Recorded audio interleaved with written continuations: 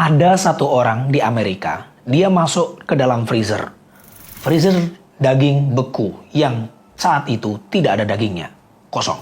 Lalu pintunya tertutup, dia terjebak di dalamnya dan tidak bisa keluar. Saat itu dia hanya punya sebuah pulpen dan kertas. Di kertas itu dia nulis, "Saya merasa dingin."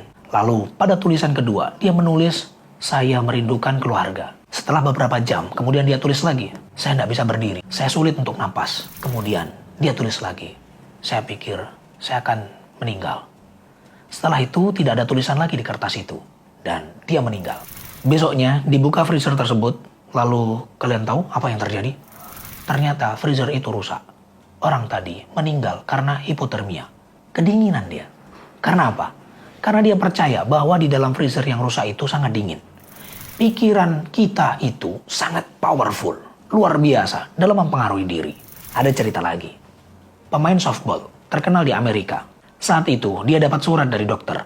Dalam suratnya ditulis bahwa dia menderita sakit jantung dan usianya tidak akan lama. Setelah membaca surat dari dokter, dia bilang kepada teman-temannya bahwa umur dia tidak sampai 30 tahun. Dia percaya nanti tanggal sekian dia akan tanding dan setelah tanding dia mati, tidak apa-apa.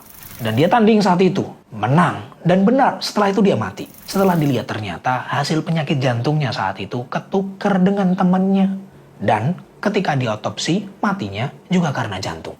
Mempercayai sesuatu itu sangat berpengaruh dan bahkan bisa merubah kenyataan. Buat yang belum tahu, ada 5 belief system di manusia. Pertama, cara berpikir akan merubah tindakan. Tindakan akan merubah kebiasaan. Kebiasaan akan merubah karakter. Dan karakter akan merubah kenyataan. Apa yang kita pikirkan akan mempengaruhi keputusan yang kita ambil. Kalau kita berpikir positif, tindakan kita akan lebih terarah, lebih produktif. Misal, kita ingin sukses, lancar, ada cuan. Adanya mindset seperti itu akan menjadikan kita jadi lebih produktif, terarah, dan tahu harus ngapain supaya tujuan kita tercapai. Kalau kata orang Jawa, ubet, opo wae dilakoni, pokok bener. Sebaliknya, kalau kita terus-terusan berpikir negatif, tindakan kita bisa jadi malah merusak hidup kita yang sudah tertata. Dan yang seperti itu banyak. Nggak usah bingung nyari siapa. Kadang kita sendiri pun juga sering seperti itu.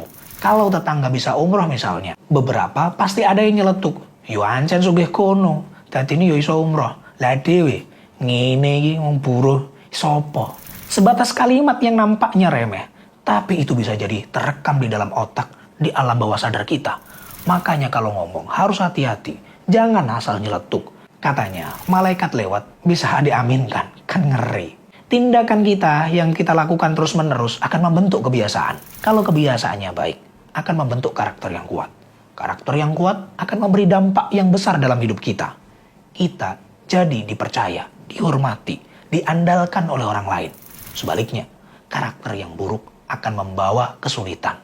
Bukankah Allah sendiri sesuai dengan prasangka hambanya? Jadi, kalau kita yakin hidup kita akan baik, Allah pun akan menjadikannya baik, dan begitu juga sebaliknya.